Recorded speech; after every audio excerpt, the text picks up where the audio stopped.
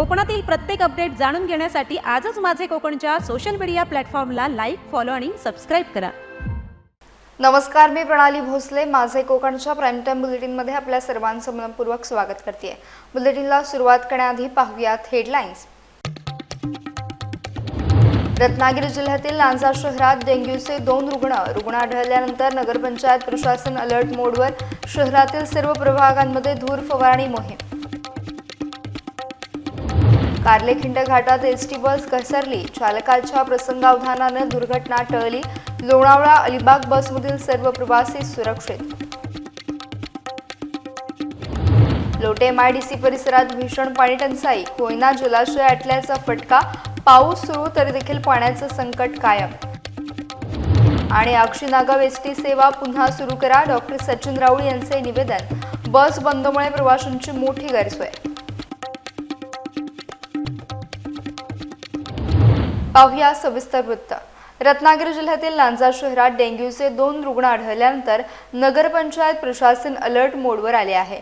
डासांचा प्रादुर्भाव रोखण्यासाठी आणि नागरिकांच्या आरोग्याच्या संरक्षणासाठी लांजा नगरपंचायतच्या वतीने शहरातील सर्व प्रभागांमध्ये धूर फवारणी अर्थात फॉगिंग मोहिमेला सुरुवात करण्यात आली आहे. नगरपंचायतच्या कार्यक्षेत्रातील विविध भागांमध्ये फॉगिंग करून डासांची पैदास रोखण्याचा प्रयत्न केला जात असून या मोहिमेची पाहणी उपनगराध्यक्ष मिलिंद लांजेकर यांच्यासह नगरसेवक करत आहेत. दरम्यान जलजन्य आणि डासांमुळे पसरणाऱ्या आजारांपासून नागरिकांनी सावध राहावे, पिण्याचे पाणी उकळून आणि गाळूनच प्यावे, तसेच परिसर स्वच्छ ठेवावा असे आवाहन नगराध्यक्षा सावली कुरूप यांनी लांजावासियांना केले आहे. नगरपंचायतच्या प्रतिबंधात्मक उपाययोजनांमुळे डेंग्यूसह इतर साथीच्या आजारांवर नियंत्रण मिळवण्याचा प्रयत्न केला जातोय. लांजा शहरातील जनतेला अशी विनंती करते की आता पावसाळा सुरू झालेला आहे. आपल्या शहरात डेंग्यूचे 2 रुग्ण सापडलेले आहेत, त्यामुळे प्रत्येकाने आपली काळजी घ्यायची आहे. त्याप्रमाणेच जसे लांजा शहरात मच्छर फवारणी प्रत्येक प्रभागामध्ये सुरू केलेली आहे. प्रत्येक प्रभागातील नगरसेवक नगरसेविका जागरूक आहेत. तसेच आपण नागरिकांनी देखील काही अडचणी असल्यास नगरसेवकांना सांगावं ही विनंती. अंगदुखी, ताप, खोकला, सर्दी, डोकेदुखी यासारखी लक्षणं जर आढळली तर योग्य तो वैद्यकीय सल्ला घ्यावा आणि आपल्या आरोग्याची काळजी घ्यावी. रायगड जिल्ह्यातील अलिबाग पेण मार्गावरील कार्लेखिंड घाटात आज सकाळी एक मोठी दुर्घटना थोडक्यात टळली. लोणावळा ते अलिबाग या मार्गावरील MH20 BL 691 क्रमांकाची एसटी बस सागाव बस थांब्याजवळ घाट उतरत असताना निसरड्या रस्त्यामुळे घसरून रस्त्याच्या कडेला उतरली. मात्र चालकाने अत्यंत प्रसंगावधान राखत बसवरील नियंत्रण कायम ठेवले आणि संभाव्य मोठा अपघात टाळला. या घटनेत बसमधील कोणत्याही प्रवाशाला दुखापत झाली नसून सर्व प्रवासी सुरक्षित असल्याची माहिती मिळाली आहे. पावसामुळे रस्ता निसरडा झाल्यानं हा प्रकार घडल्याचा प्राथमिक अंदाज व्यक्त करण्यात येत आहे. घटनेची माहिती मिळताच संबंधित यंत्रणा घटनास्थळी दाखल झाली आणि परिस्थिती नियंत्रणात आणली गेली. काही काळ वाहतुकीवर परिणाम झाला होता. दरम्यान चालकाच्या धाडसी आणि सतर्क निर्णयामुळे अनेक प्रवाशांचे प्राण वाचल्याने त्यांचे सर्वत्र कौतुक होत आहे.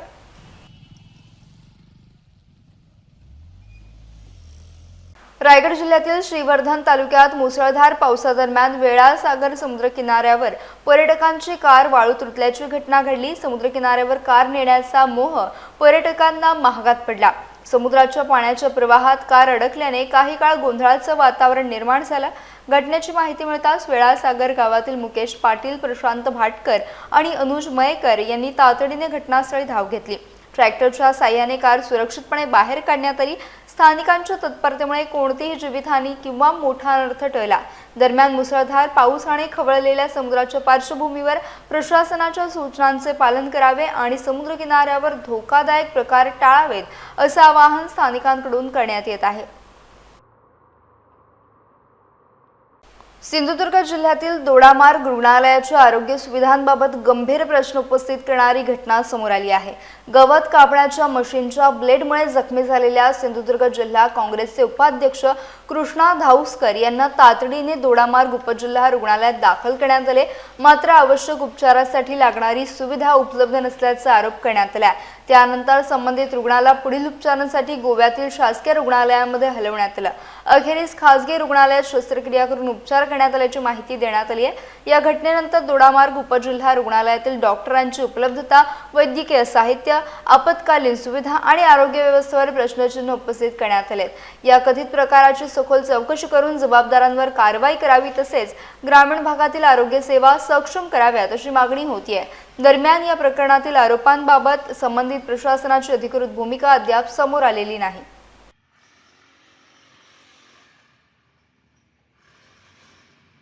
रत्नागिरी जिल्ह्यातील खेड तालुक्यातील लोटे MIDC परिसरात भीषण पाणी टंचाई निर्माण झाली आहे। कोयना जलाशयातील पाणीसाठा संपल्याने वाशिष्ठी नदीतून लोटे MIDC आणि परिसरातील गावांना होणारा पाणीपुरवठा पूर्णपणे ठप्प झाला। त्यामुळे नागरिकांना पिण्याच्या पाण्यासाठी मोठी पायपीट करावी लागत असून अनेक गावांमध्ये तीव्र टंचाई जाणवत आहे। या पार्श्वभूमीवर संत ज्ञानेश्वर माऊली जीवनमुक्ती संस्थेने पुढाकार घेत दररोज टँकरद्वारे लाखो लिटर पिण्याचे पाणी पूर्णपणे मोफत उपलब्ध करून दिले आहे। या उपक्रमामुळे शेकडो कुटुंबांना मोठा दिलासा मिळतोय। दरम्यान मान्सूनचे आगमन झाले असले तरी धरणांमध्ये पुरेसा पाणीसाठा होण्यासाठी अजूनही काही दिवस लागणार आहे। त्यामुळे पाऊस सुरू असूनही लोटे परिसरातील नागरिकांना पिण्याच्या पाण्याच्या प्रत्येक थेंबासाठी संघर्ष करावा लागत असल्याचे चित्र सध्या पाहायला मिळते। श्री संत ज्ञानेश्वर माऊली जीवनमुक्तीधाम सेवा संस्थान गोशाळा लोटे परशुराम तालुका खेड जिल्हा रत्नागिरी ही गोशाळा स्थापन होऊन 17 वर्ष झाली। आमचा मेन उद्देश होता की सर्वांची सेवा व्हावी, गावाची सेवा व्हावी आणि परिसरातल्या गायी कत्तलखान्याकडे जाऊ नयेत। पण त्याच्यातच आता एक हे आसमानी संकट म्हणायला हरकत नाही। पाऊस लेट झाला, पंचक्रोशीत पाण्याची टंचाई झाली, MIDC ने पाणी बंद केलं आणि ज्या गावात आपण राहतोय, ज्या गावात आपली गोशाळा आहे, ज्या गावातले ग्रामस्थांचं आपल्याला पूर्ण सहकार्य आहे आणि त्या गावामध्ये कुठेतरी पाण्याची टंचाई आणि आपण आपल्याकडे पाणी उपलब्ध करून दिलं पाहिजे। म्हणून आमचे ट्रस्टी सचिन काते आहेत, हे आम्ही बसलो सगळे, आमचे राधेश्याम स्वामीजी, काकाजी आणि या सगळ्यांनी एकत्र येऊन निर्णय केला की आपण ताबडतोब जेवढं आपल्याकडे गोशाळेमध्ये गायींकरता पाणी आहे ते गायींचं भागवून जे पाणी उरतंय आपल्याकडं ते तत्काळ आपण गावाला मोफत देऊया। मग आम्ही स्वतःहून सरपंचांच्याकडे वगैरे सगळ्यांच्याकडे संपर्क करून सगळ्यांना कळवलं की बाबा आम्ही जेवढं पाणी लागेल तेवढं या ठिकाणाहून मोफत देण्याची व्यवस्था करू। आमचे विनोद चाळके होते, बुवा सावंत होते, चंद्रकांतजी चाळके, या सगळ्या मंडळीने मग एकत्र ज्याला ज्याला जी जी मदत करता येईल तिथे करून आपण गोशाळेतनं गेले 8 दिवस पूर्णपणे पाण्याचे जवळजवळ रोज 100 टँकरच्या आसपास या ठिकाणाहून पाणी जात आहे आणि आम्ही ते मोफत उपलब्ध करून दिले आणि कोण येईल त्याला पूर्ण मोफत भरून देत या ठिकाणी। आपण सकाळी 6 वाजल्यापासून ते रात्री 2:30-3 वाजेपर्यंत गाड्यांची रांगा असतात। मी सचिन सुधीर काते, मी लोटे ग्रामपंचायत सदस्य आणि या गोशाळेचा संचालक। ज्या वेळेला आमच्या गावावर पाणी टंचाईची वेळ आली त्यावेळेला अशी परिस्थिती होती की या ठिकाणी ज्या विहिरी आहेत, ज्या बोरवेल आहेत, त्या सगळ्या बोरवेलला केमिकलचं पाणी लागलेलं आहे। त्यामुळे गावावर दुसरं कोणतंही पर्याय नव्हतं। मी महाराजांची चर्चा केली, महाराजांना म्हटलं की महाराज आता आपल्याला या गावासाठी पाणी द्यावं लागेल। महाराजांनी कोणतेही विचार न करता मला सांगितलं तात्काळ तू गावाला सांग की आपण इथून जेवढं काही पाणी लागेल तेवढं आम्ही देण्यासाठी तयार आहोत। त्या आम्ही लोटे गावाच्या वतीने महाराजांचे खूप खूप आभार मानतो। रायगड जिल्ह्यातील अक्षी नागाव मार्गावरील राज्य परिवहन महामंडळाची बस सेवा तातडीने पूर्ववत करण्यात यावी अशी मागणी जिल्हा परिषद सदस्य डॉक्टर सचिन राऊळी यांनी सार्वजनिक बांधकाम विभागाकडे केली आहे। या मार्गावरील बेली पूल नादुरुस्त झाल्यामुळे गेल्या अनेक महिन्यांपासून ST बससेवा बंद असून त्याचा फटका विद्यार्थी, महिला, ज्येष्ठ नागरिक, नोकरदार आणि पर्यटकांना बसत आहे।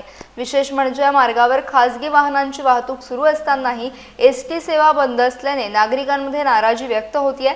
सार्वजनिक वाहतुकीअभावी दैनंदिन प्रवास करणाऱ्यांना आर्थिक आणि मानसिक त्रास सहन करावा लागत असल्याचं देखील निवेदनात नमूद करण्यात आलंय। या पार्श्वभूमीवर संबंधित यंत्रणांनी तातडीने आवश्यक उपाययोजना करून अक्षी नागाव मार्गावरील ST बस सेवा पुन्हा सुरू करावी अशी मागणी डॉक्टर सचिन राऊळी यांनी केली आहे। तर आज आम्ही गेलेलो अशासाठी की शाळा आणि कॉलेजेस चालू झालेत आणि प्रत्येक मुलाला 100 रुपये रोजचा खर्च येतोय एस टी महामंडळाची एस टी जात नसल्याने. तर त्याच्यासाठी आम्ही पहिले काल एस टी महामंडळाकडे गेलेलो. त्यांनी सांगितलं की आम्हाला PWD कडनं लेटर आलेलं आहे. त्यामुळे आम्ही आज PWD खात्याकडे गेलो, त्या मॅडमना भेटलो, निवेदन दिलं आणि त्यांना खरोखर असलेली समस्या सांगितली की आता शाळा चालू झाल्यात, कॉलेज चालू झाली आहेत, नोकरदार वर्ग आहे, महिला भगिनी रोज अलिबागला खरेदीसाठी यायचं असतं, कोणाकडे एस टीचे पासेस आहेत त्याचा उपयोग करता येत नाहीये. मॅडमना आम्ही हेच सांगितलं की मागच्या 10 महिने झाले हा पूल बंद आहे, बंद ठेवून तुम्ही त्याच्यावर नवीन करण्यासाठी काहीच प्रयत्न केलेले दिसत नाहीयेत. तर मॅडमनी आम्हाला सांगितलं की ते मँग्रोव्ह डिपार्टमेंटकडनं त्यांना परमिशन भेटल्या नव्हत्या आणि पुढील 3 महिन्यामध्ये ते चालू करणार आहेत. आणि त्यांनी आज हे सुद्धा सांगितलं की ते ऑलरेडी तिथे हाईट गेज लावत आहेत, त्यामुळे मोठ्या बसेस किंवा ट्रक हे जाणार नाहीत. आम्ही त्यांच्या लक्षात हे पण आणून दिलं की हिरानंदानी सारखा प्रोजेक्ट आहे किंवा JSWच्या बसेस आहेत, तिथे अवजड वाहनं जात आहेत, मग तुम्हाला एसटी जायची बंद का केली? त्याच्यावर त्यांनी उत्तर दिलं की आम्ही सगळ्यांसाठीच हे बंदी आखलेली होती, पण बाकी लोक ऐकत होते नव्हते, पण एसटी महामंडळाने ते ऐकून त्यांची एसटी बंद ठेवलेली. मीटिंग नंतर मी आता पुन्हा एसटी महामंडळाला जाऊन भेटणार आहे की विद्यार्थ्यांची जी समस्या आहे, जो अक्षी पुलापासून बेलकडे हा रस्ता जर एसटी साठी बंद असेल तर एसटी महामंडळाने बेलकडेवरनं सहाण बायपासवरनं हाटाळ्यावरनं गाडी अक्षी बेलीपर्यंत आणावी आणि पुन्हा त्याच मार्गाने जावे, म्हणजे विद्यार्थ्यांना त्याच महिन्याच्या पासमध्ये प्रवास करता येईल. आणि शिक्षणामध्ये त्यांना ऑलरेडी एवढे खर्च आहेत, महागाई वाढली आहे, तर त्यांना त्याच्याबद्दल हे राहील की रोज जो 100 रुपये खर्च होणार आहे तो वाचेल आणि 300-400 रुपयात महिन्याचा खर्च त्यांचा प्रवास होऊन जाईल. महाड येथील ऐतिहासिक चवदार तळे सत्याग्रहाच्या शताब्दी वर्षानिमित्त महाराष्ट्र शासनाने सन 2026-27 हे वर्ष सामाजिक समता समरसता वर्ष म्हणून साजरे करण्याचा निर्णय घेतलाय. या पार्श्वभूमीवर 28 जून रोजी महाड येथे सामाजिक क्षेत्रात कार्य करणाऱ्या संस्था, संघटना आणि सामाजिक कार्यकर्त्यांची परिषद आयोजित करण्यात आली आहे. विवेक विचार मंच, डॉक्टर बाबासाहेब आंबेडकर संशोधन आणि प्रशिक्षण संस्था बार्टी, अण्णाभाऊ साठे संशोधन व प्रशिक्षण संस्था आरटी आणि डॉक्टर बाबासाहेब आंबेडकर तंत्रशास्त्र विद्यापीठ लोणेरे आणि सहयोगी संस्थांच्या संयुक्त विद्यमाने या परिषदेचं आयोजन करण्यात आले आहे. महाड येथील डॉक्टर बाबासाहेब आंबेडकर राष्ट्रीय स्मारकात झालेल्या पत्रकार परिषदेत कार्यक्रमाचे अध्यक्ष ॲडव्होकेट संजय भिसे यांनी स्वातंत्र्य सर्वांना मिळालं असलं तरी बंधुत्व आणि समतेची भावना तळागाळापर्यंत पोहोचवणं गरजेचं असल्याचं सांगत सामाजिक संस्थांनी एकत्र येऊन समाजकार्यास अधिक गती द्यावी असं आवाहन केलं. यावेळी संयोजक निलेश घायरकर यांच्यासह विविध संस्थांचे पदाधिकारी उपस्थित होते.